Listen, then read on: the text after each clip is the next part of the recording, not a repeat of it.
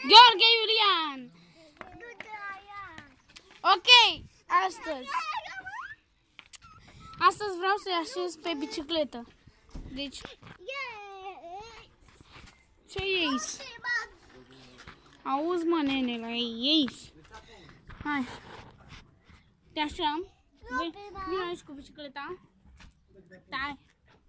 Stai, că trebuie să punem așa, să se vadă aici. Sper că se vede. Ok, ea este așa, este bărcată acolo. Tu, vino aici.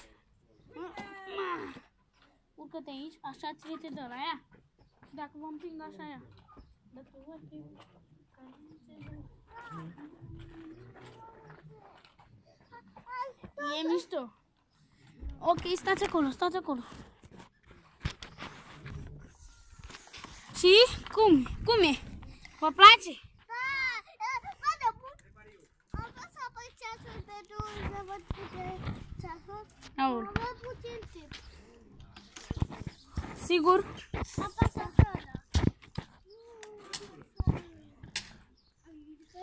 Era de pulat. Ce față? Hai!